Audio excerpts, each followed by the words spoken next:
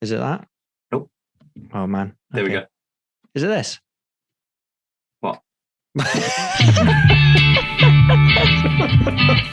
Hi, welcome to Pure Christianity. I'm Jonty.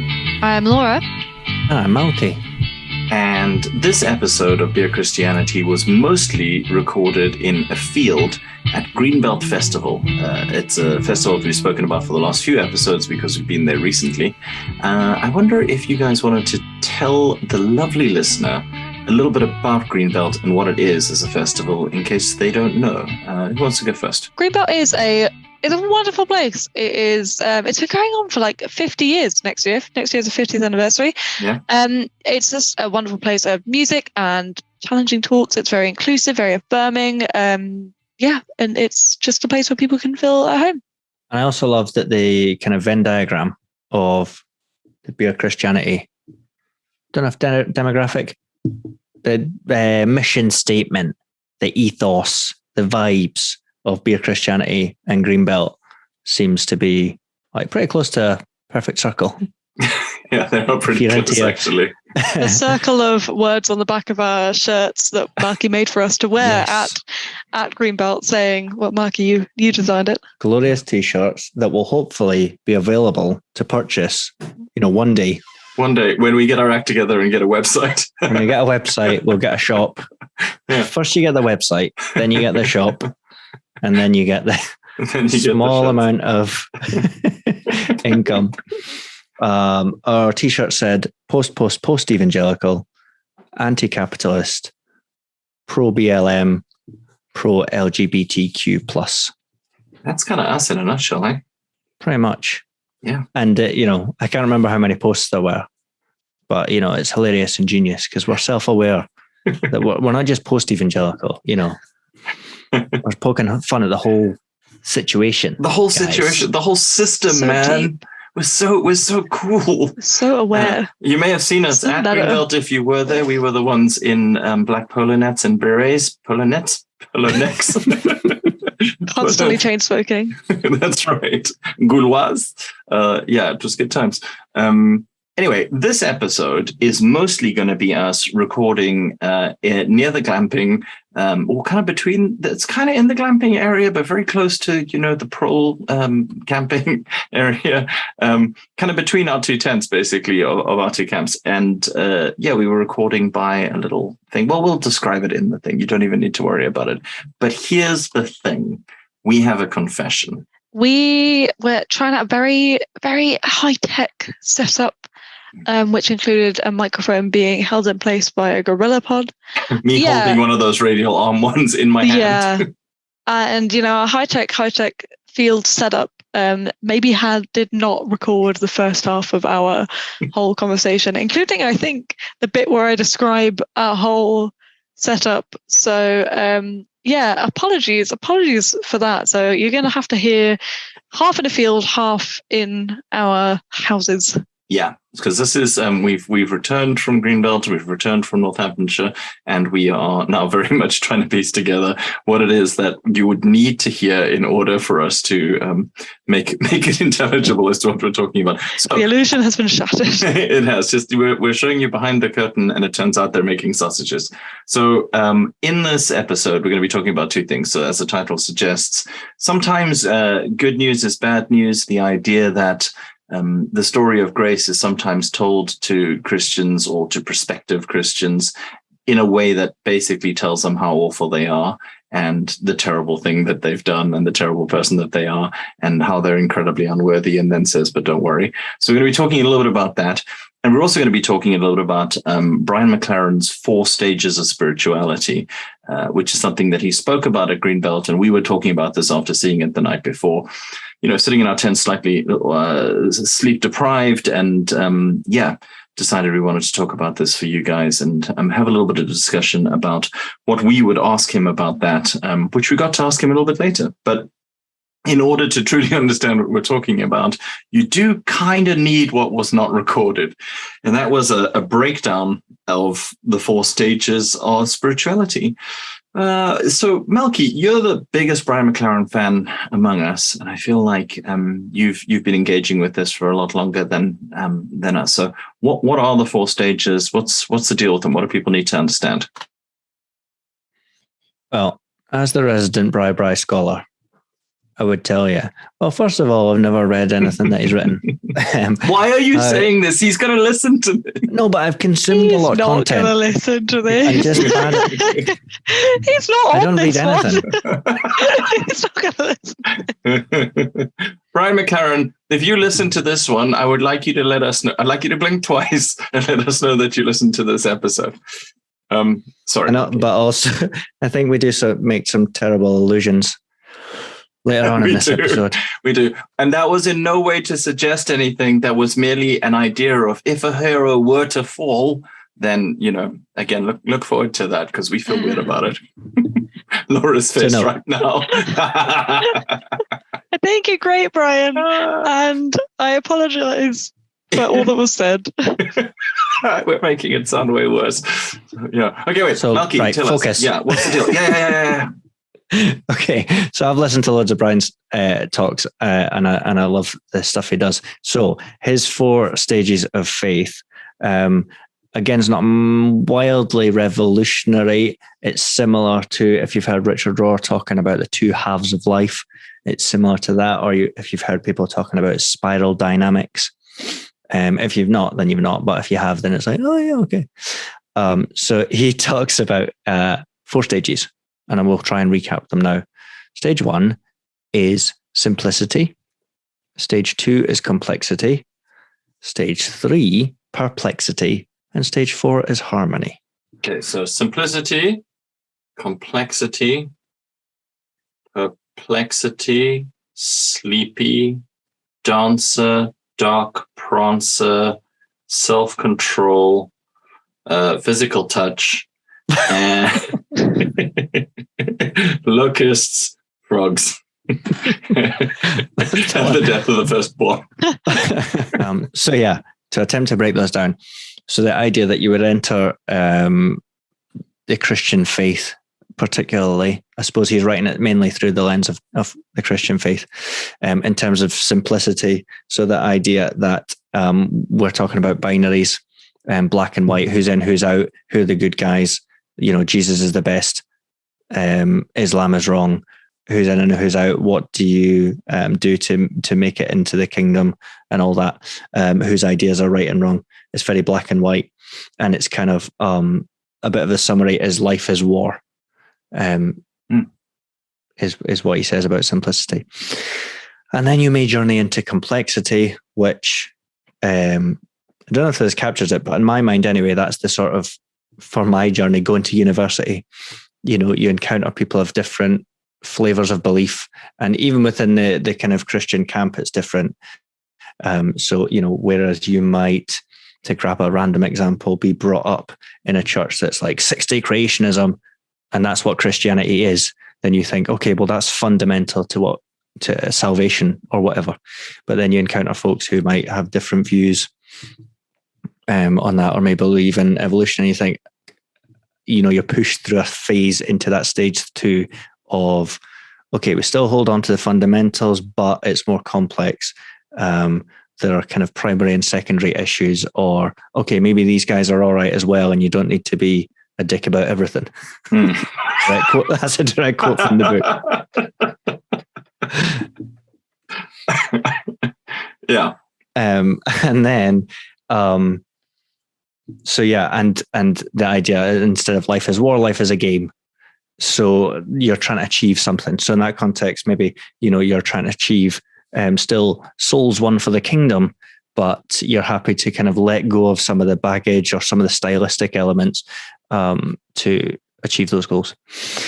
And then we come to the Bare Christianity people who are, and the Greenbelters who are in stage 3, that's perplexity. So the wheels come off, something's broken, everyone's a hypocrite, you're all a bunch of morons, I'm a hypocrite. It's a great descriptor of our podcast. This is nonsense. It's really selling us. Thanks for this, Melky. Why are you doing this? Church is all a wasted time. It doesn't make any sense. You know, that's the end of the podcast. Great representation. So it's a more critical Yes. kind of, but critical of yourself as well as others. You're even smarter than somebody who thinks, oh, everybody's got, different views. You're now like, yeah, they're all shit. Yeah. Yeah. So in perplexity, then what matters to you is authenticity, and honesty and being genuine. But yeah, you've lost all that certainty, I think, of the stage 1 and stage 2. And then hopefully you come to a stage of acceptance and harmony in stage 4, which is almost, despite the hypocrisy or despite seeing the holes in everything, actually you can come to a place of peace where you can still not be so cynical about everything, but you can kind of acknowledge the cynicism and still move on to something that's worthwhile and valuable and productive, I guess. These are good explains. So I think that's Gonna put Fry out of a job. Yeah, I mean, really, that's it. There's no need to read the book, that's for certain. And no, that's really helpful, actually, Melky. So, okay, I think with that as a kind of basis, we can now go on to us recording in a field, talking about these particular things, and also moving from that into talking about that issue of whether good news is sometimes bad news. So here we are.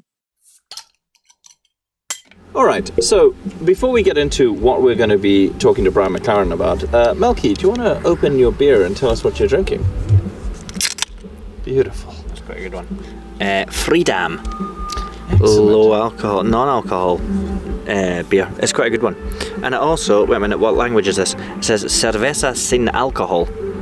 So it has the word sin alcohol on it, which feels very, very That's appropriate. so judgmental for Greenbelt. Did you get it from the Methodist tent? It's the sin alcohol. I am drinking cerveza Coors. And It's a deep cut right there. that's a very deep cut. If you don't know, you don't know. And Lolo, you're drinking. I'm drinking some water because Jonty didn't put a can of something in the thing for me. I didn't put it. But it's okay. Stay hydrate or dihydrate, my friends. Hydrate. Okay, so yeah, what are the kinds of things that you would want to know from Brian McLaren? Because we were all at the talk. What are the kinds of things that you would want to? Well, so his latest book is Why Stay Christian, and I want to know why.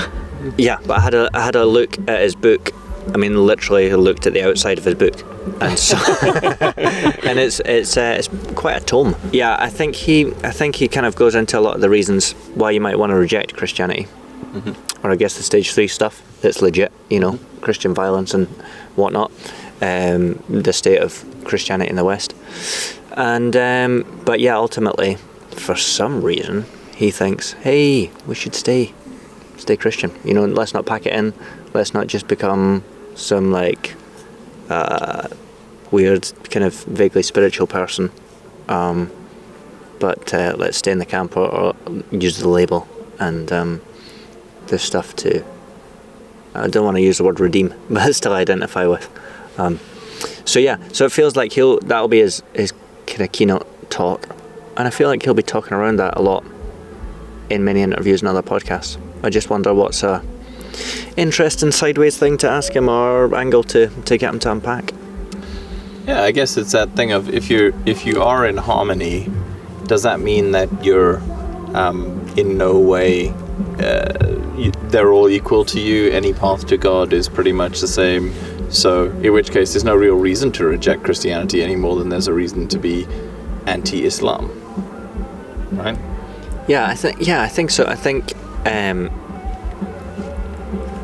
because I feel like I'm kind of there in terms of that argument of oh well, what about other religions, and if you kind of really the wind embrace... is changing and we are hearing some guitars. So it's like it's getting like. It's I feel like we really also need to express how far away we are from the main stage. We're not close to the main stage. It does at all. sound like the guitarist has sidled up and is currently pressing his guitar into Malky's face. So the kind of thing that, or the critique of me, you know, some imaginary person is attacking me. You're only a Christian because you grew up in this place at this time, in this family, you know, in this denomination. So you might go, oh shit, yeah, that's true. Oh man, I'm just going to drop it all.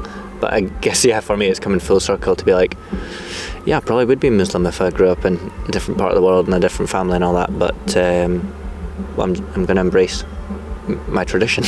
And it does bring us back to that thing that Martin Akkad said of he wants us to be, you know, he wants a Muslim to be a better Muslim. What was the phrase he used, Laura? I can't remember. I don't actually think he said that on the podcast. I think you just remember him. Religious. Supra-religious. Yes, I get the points. Nice. Ding, ding, ding, ding, ding, ding, ding. 2 to Hufflepuff.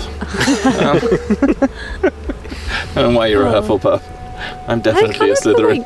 Maybe not. Yeah. What do you think? You think I am? No, I think you're a Hufflepuff. Oh, interesting.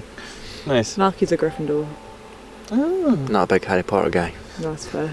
Yeah. Who is in this day and age? Does that make me a Gryffindor? Is that what a Gryffindor would say? Yeah, a Gryffindor would say that. A Gryffindor would call us both transphobes for even engaging with this. Fair play. Ooh, listen to that. That's me playing with the springs on the microphone. Laura, what are your thoughts on it? On what we want to ask Brian McLaren? I'm kind of interested to know what he thinks about all this. In that, like, gestures broadly to everything. I think Brian, what the fuck? In the sense of like, I think for you know, this is a you know, as we've kind of alluded to, this is a talk he's done for a very long time, and that is very. It can be very life-changing for people who've heard this for the same, you know, for the first time. That it can be really helpful for them, but also. Does he see himself as working within his own structures, and how does that affect what he's saying, how he's displaying it? And also one of the interesting things that he said about he alluded to in his talk was about how well, it wasn't necessarily said in those words, but he very much kind of used, I think, this 4 stages as a kind of descriptor of American evangelicalism, and how a lot of evangelical Trump voting Christians in America would consider stage 1 people, and how much of this kind of I would be interested to know how much he sees these 4 stages as a descriptor of you know, that American Christianity, like how of that kind of particular journey, rather than just kind of a standalone like helpful thing for like the individual.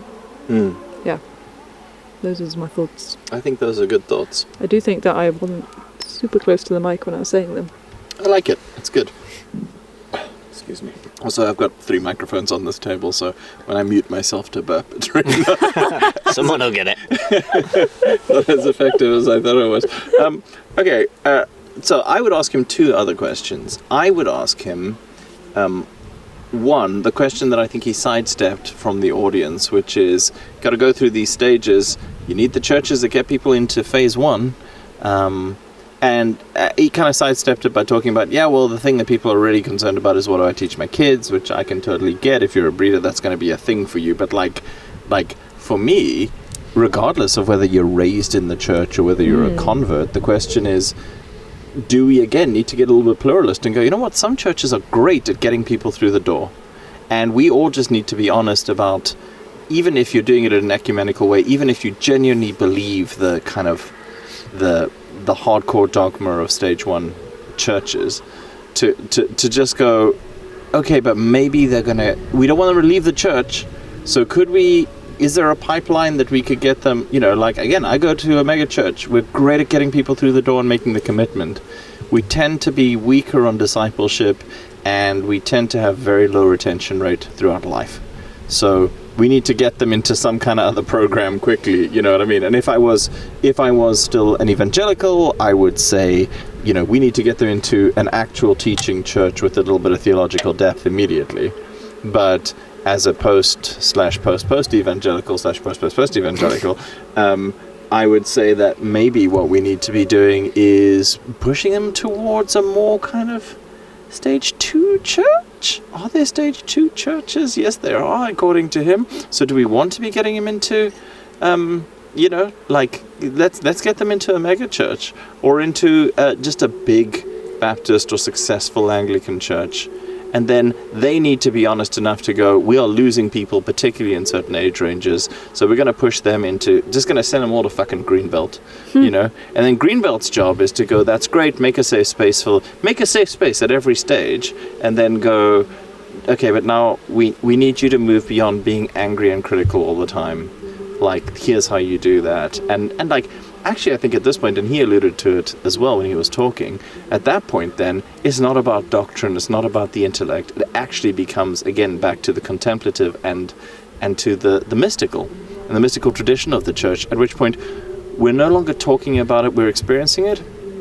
Because that's the only way you get out of stage 3, right? It's the only way you get to a stage of harmony, of genuine acceptance, of that kind of like, I'm going to let the love of the Lord flow through me even though you disagree with me fundamentally. Like, that's not a thing that you can just intellectually assent to. That has to be a transformation. In Pentecostal terms, that's the Holy Spirit. In contemplative terms, it may be something different, but it's moving out of dualism and into a more kind of I thou. Is that still dualism? Fuck, who knows? But like, so that's one question that I would ask him, and it'd take about half an hour, and then he'd only have 4 minutes, so, 1 yes point or no, to Brian. Langley, All right? To be fair. So who debate now? Whose podcast is this? The other one I would ask him is like, this is your brand, this is your business, this is your employment. How do you live with yourself? You call this a job? Get a real job. No, I would ask him, this is your profession, like, how do you live with yourself? I can't remember.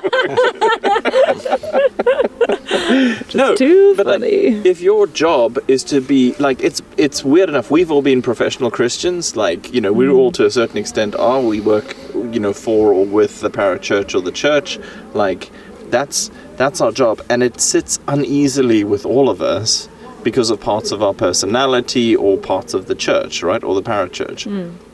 But we're just professional Christians. We're not professional enlightened Christians.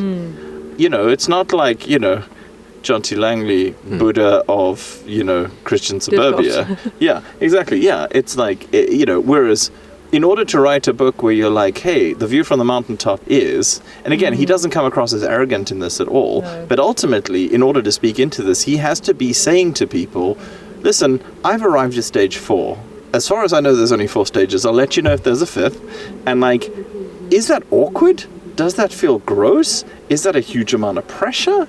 Like, does it? Because I mean, you meet people and you talk to them, and like, in this kind of context, like, Bri he's pretty much close to a saint.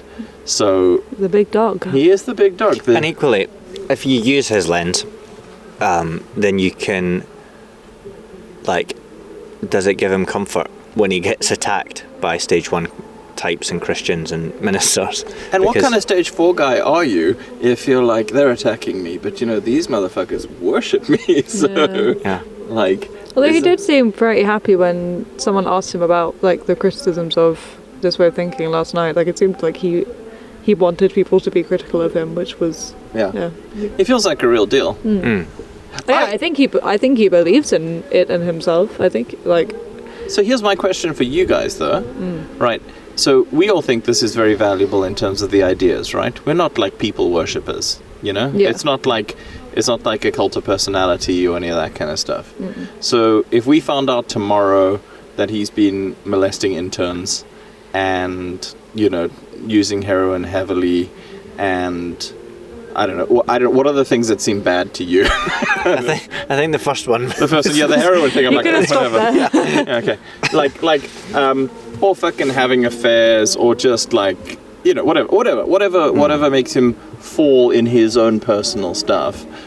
What do you think of the ideas after that? We're just cancelling him and listen to Richard Rohr instead. Okay, but I mean, everyone knows about his meth problem. Yeah, that's true. That's a joke. Please don't sue me, Richard. I love you. As if he's listening to the podcast. You don't know. Well, I don't know. Is that any different from the kind of separating the art from the artist type thing? But I suppose what you're saying is, like, the art is like... We only know about the top of the mountain because he told us what it looks like up there. But does he though? Is he not? Would he not, like, you know, referencing Rohr a lot, but like works alongside Rohr and would talk about borrowing ideas or quoting other people's work that you know. So yeah, for me, I don't think he falls into that trap. And again, for me, Richard Rohr, there's something about how I guess Brian's similar, and I wouldn't want to slag him off, but there's something that really gets me about how Richard Rohr speaks and comes across, and his tone that just like is so genuinely humble. That's, I don't know, that does separate. I don't know quite what I'm trying to say, but doesn't set himself up, like would happily, I don't know, give it up or walk away from it or whatever it is. And Brian does seem of that ilk. I think for me, that's what I'm getting to, is like the ideas need to be the ideas separate from the person for them to be valuable. And I think as well, like, I think Brian would admit that this is not like the be-all and end-all of like what you should be ascribing to in your life. Like, you know, the 4 stages is not the only way you can think about yourself. It may be a helpful lens. Yeah, it may be a helpful lens, but that's not the only one. Like, you know, you've got Richard Rohr, you've got like, you know, other stuff. Myers-Briggs.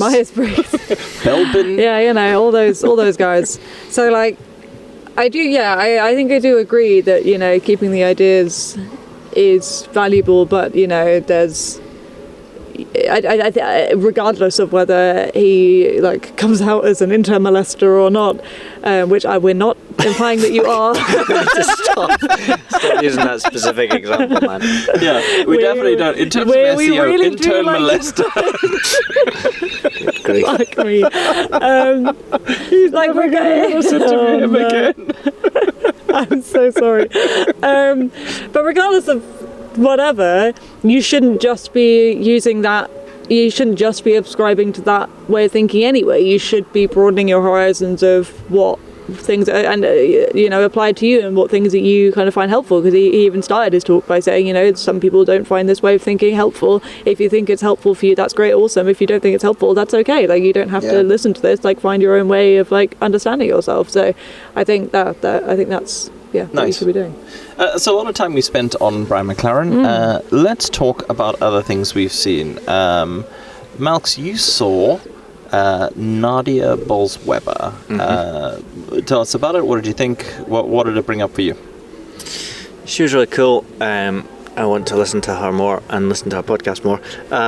She's big on. She's a good storyteller as well. She just puts it all across very well.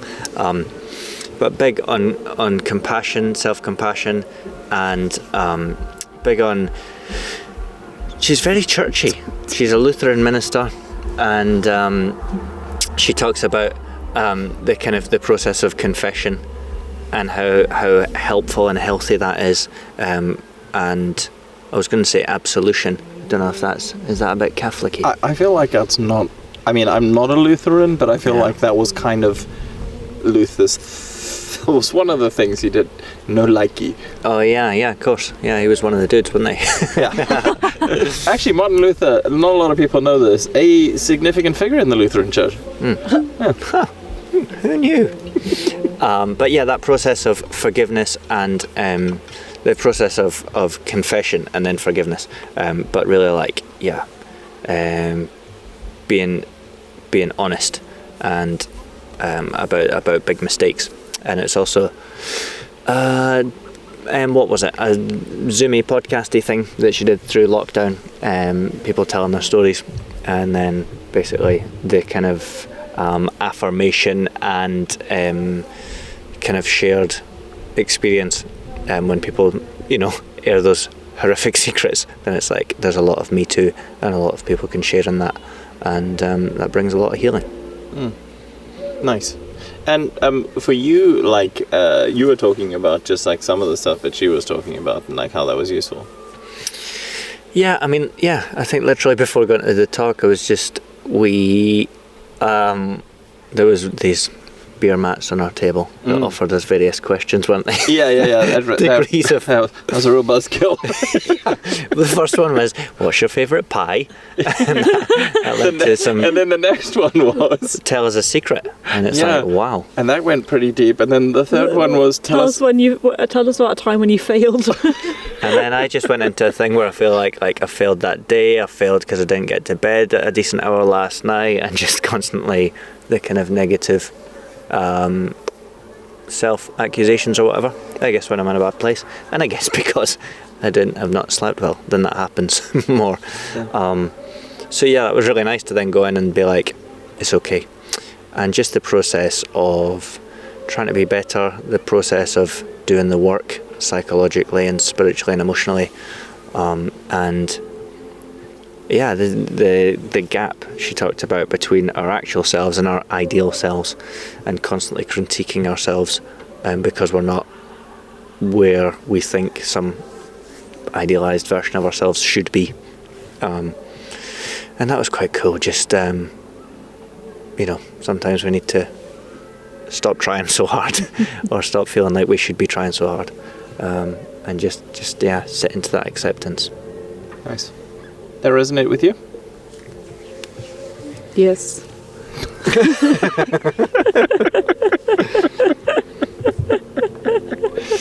I was letting Malky do his thing.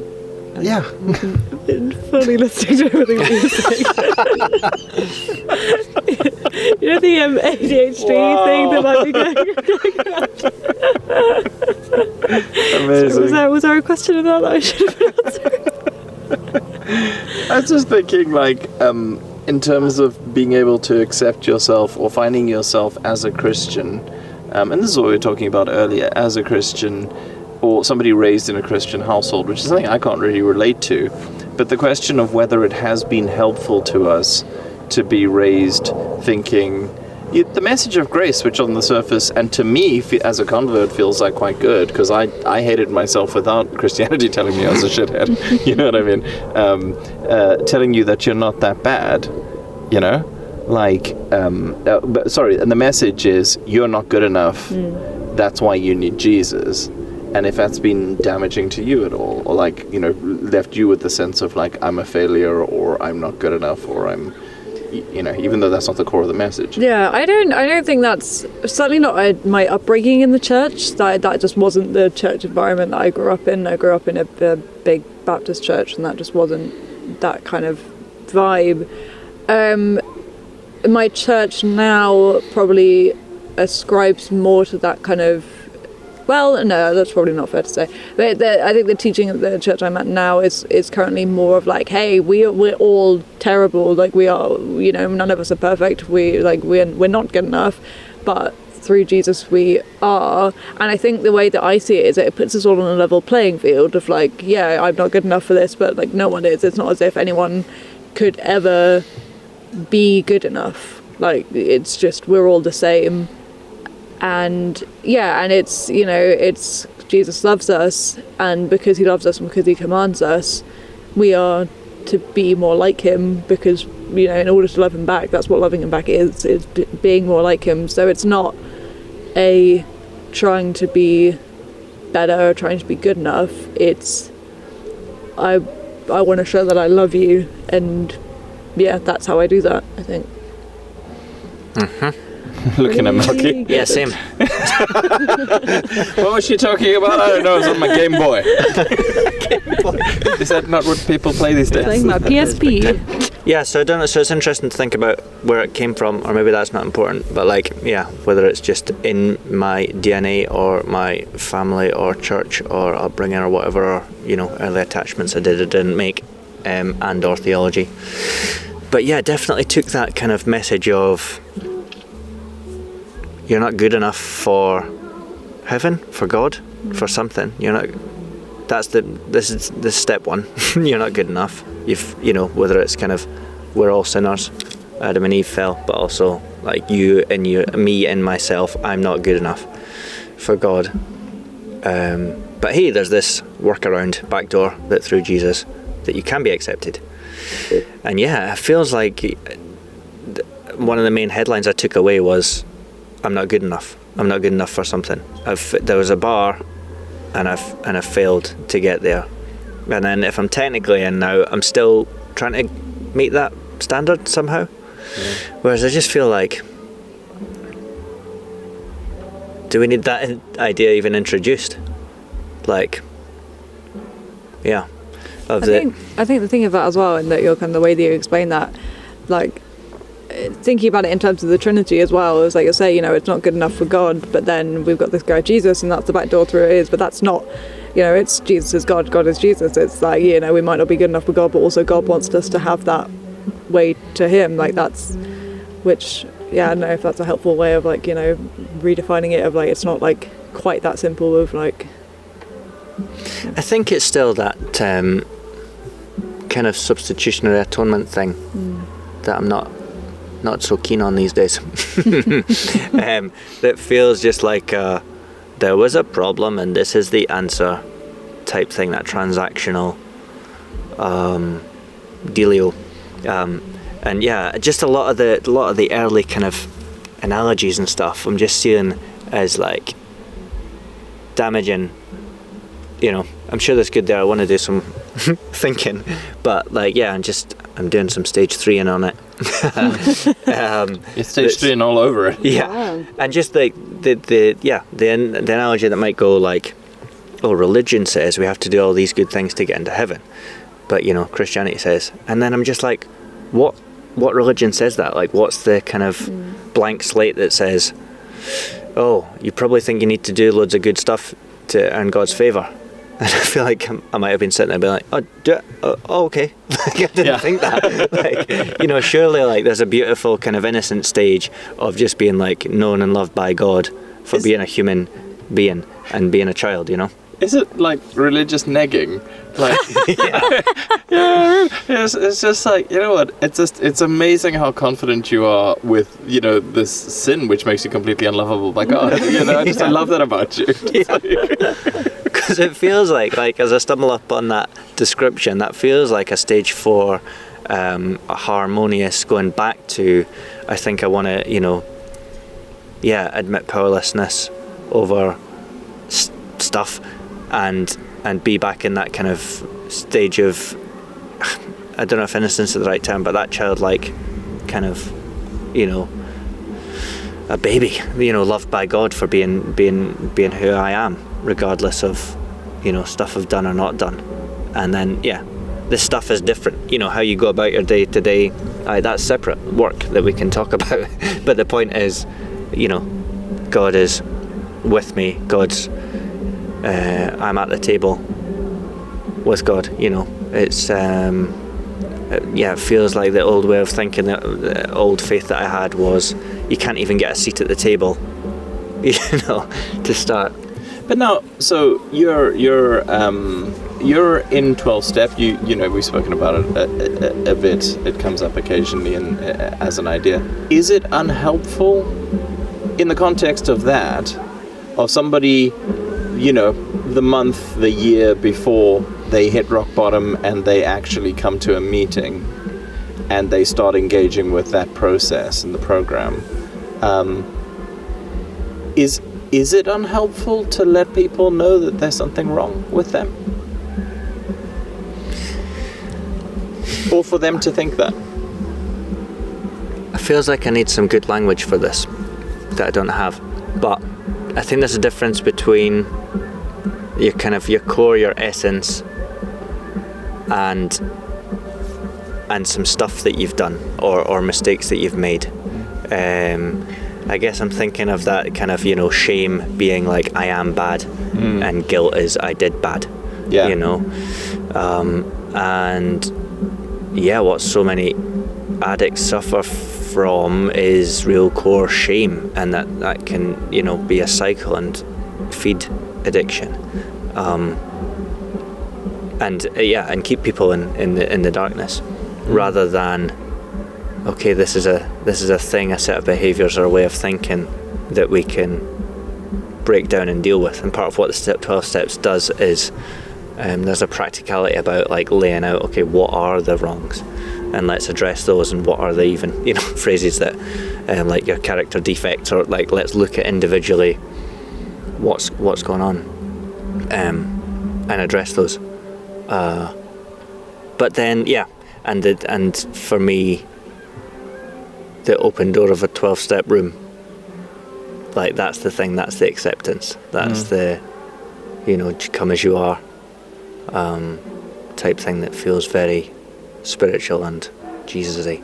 It sounds like the ideal church always. Whenever I hear it discussed, it sounds like the right way to go about it, because it feels like it is making that separation between, you know, like there's nothing inherently wrong with being told or knowing or feeling that there are things about you that are not as they should be.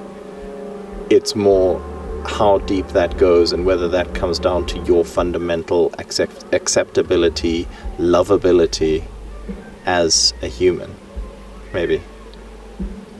Yeah, and also like touches on a lot of things that were said in terms of what Brian McLaren was saying in terms of the stages. Is like, you're at the stage you're at, and some things, you know, cannot be taught. The first time I ever heard that was Richard Rohr talking about the two halves of life. Like, you can't just sit in a sermon, and that was my old evangelical way of thinking. Anything can be can be any idea or transformation can be conveyed and imparted in a 45-minute sermon. Which is just like embracing, as you know, it's rejecting the idea of learning through experience and learning through life, and some, you know, you may not have ears to hear yet, and I think that's what another thing the 12 steps does brilliantly. It embraces that people aren't ready for it. You know, I wasn't ready at this point, or this person isn't ready at that point, and you know, that's out of our hands. Yeah, absolutely. Okay, that's some pretty deep waters. I was, you know, kind of expecting us to just do a little bit of a festival review. Oopsie.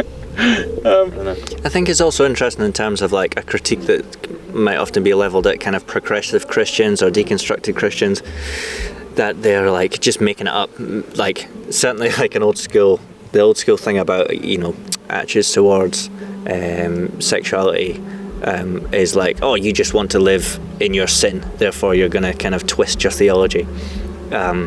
Whereas like, you know, a faith that embraces, you know, that contemplative approach, but also kind of a 12-step approach, and it's like, sin's still real. I guess it's just changing the parameters in your relationship to it, and your understanding, compassion of it, and judgment about it is the different thing.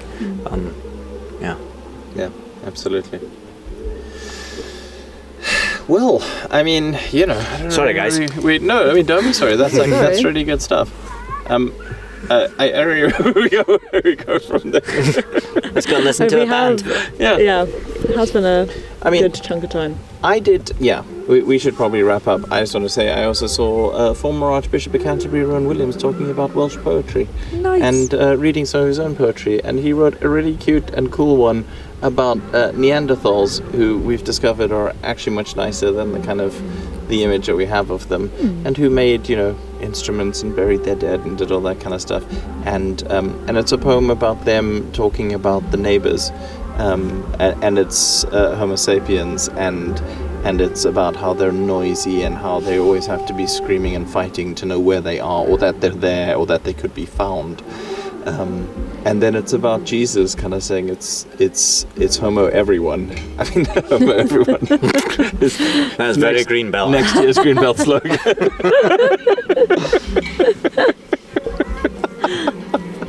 Yeah, but like all of them, homo. I can't remember what the whole. Damn it. Anyway, it was a cool poem that maybe the poet himself could, you know, deliver better than I could, but it was very cool. Nice. And yeah. All right, well, we're going to go. It's been nice talking to you, the Beer Christianity listener. And yeah, we hope to. It's also been so nice to meet all of you here and all the people who've come up and said hi and introduced themselves and gone like, oh, you're that Laura. Yeah. You know? So it's like, oh, that's really good. So yeah, nice to meet all you guys. To me and Malky, that's been said as well. And to Malky as well. Yeah. And that also, Laura? Yeah. You're that Laura. Yeah, so yeah, thanks for saying hi. Please drop us a line if there's anything that this talk has sparked for you, and let us know if there's anything you want to hear on the podcast. And do come to Greenbelt. If you want to see our incredibly cool setup, we'll post some pictures on the website beerchristianity.libsyn.com. And you should really check out a lot of the talks at Greenbelt. And yeah, look out for our interview with Brian McLaren. Anyway, goodbye. Bye. Now, very good, very nice, Laura. Good, very nice. So, yeah. Can I get a... Oh, that was one of the best things, was that Beer and Hymns, where they were singing, When Christ Shall... We're just going to do a reenactment, okay? When Christ shall come with shout of acclamation, and everybody stops and goes, yeah, and Laura goes... I was in bits after that. I couldn't sing. It's so fantastic. Anyway, yes, that was our chat in the bright field at I was going to say at Beer Christianity at Greenbelt. That's what the name of the festival is. That's fine. We're at Beer Christianity right now. Yes. Soon that will be the name. The coup begins. The Beer Christianity Greenbelt Festival, I think, is the main thing. We'll start off with we'll get a meetup next year. Yeah. And then a small tent. Yeah. And then we can then a big tent. Sponsor the Jesus also, Arms. Melky, what the fuck would you know about a small tent?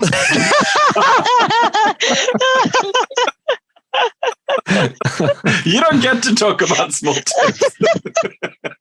That's fair. You did point out just now while we were listening to that that I may have Yeah, that you kind of outed me as a 12-stepper. Yeah, that seems fine because the word anonymous isn't in the name or anything, so that's cool. Yeah, there's not like 12 traditions about it. For the listener, I did actually ask Malky once I had outed him if it was okay, and I was fully prepared to delete that, and he said, "Nah, it's fine." But yeah, no, but it's cool, and we talk about it often, and it's a big part of my life and a big part of my.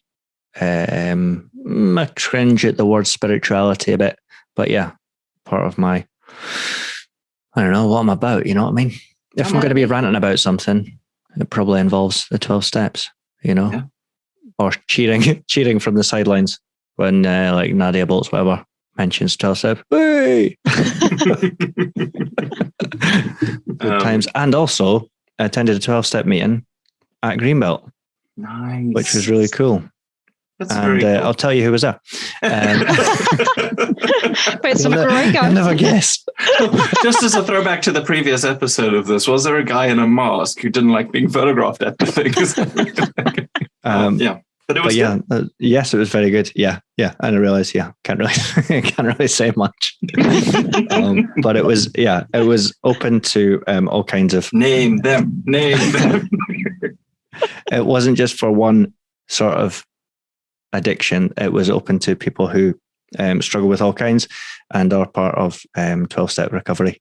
So that was just like acceptance on top of acceptance in terms of people of different stripes. And especially at a festival that can be quite drinky and drugsy, you know. So for a number of people, it was their first sober festival. And yes, it was just very cool to be part of. That's very cool. Nice. And actually, we haven't mentioned this, but there was a venue this year called the Hope and Anchor, which was a dry bar, which had non-alcoholic beers and ciders, and was a really nice venue, and just and also had some of the worst non-alcoholic cocktail options the world has ever seen. But really nice people. And I'm sure, that's fine. It's all good. Listen, that's sad because I think they missold themselves, right? Yeah. They had a bunch of ingredients to like make your own mocktails, basically, which is fine if that's what it was. But the fact it was like, oh, there's mocktails. Let me have a like. Oh, okay. Because it was just, oh, well, what do you want us to put in this glass? Grape juice and lemonade. Yeah. Okay. There you go. Also, good non-alcoholic beers and non-alcoholic beer on tap, which was cool. That's nice. really nice. That's good. Hey, we caught a frog in one of our bowls, apparently, according to our neighbors. That ain't nothing. That's something. Anyway. I accidentally pissed on a frog. Did I not tell you guys? What? When? While we were at Greenbelt? Why? Because it was dark. It was when we were at where were we? At the Hot House, one of the lovely venues. Yeah. Which is far from Portaloos. Yeah. You know? Yeah. I feel like I'm having to justify peeing off the tree. I think we're never getting allowed back into Greenbelt.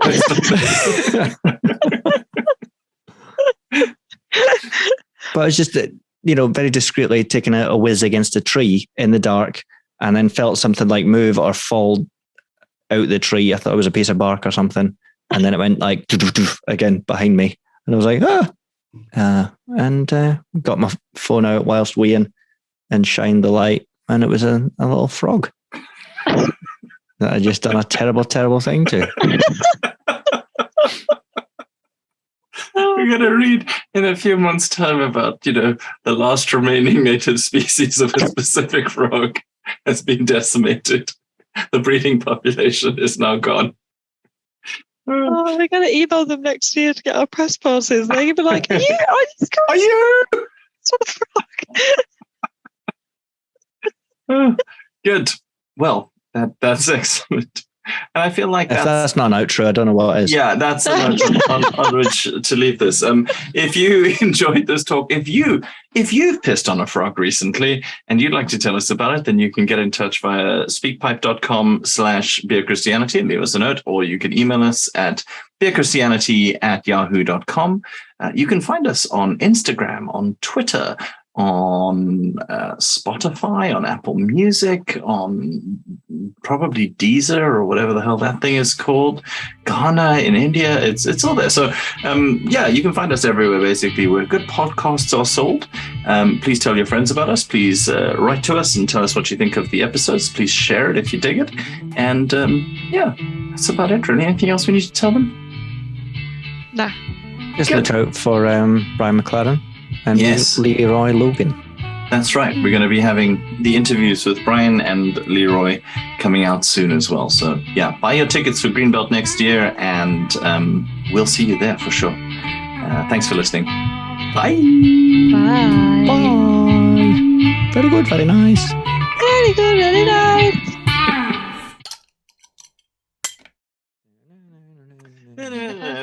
I'm a rodeo child. Doesn't work as well when we're not in the same place. There you go.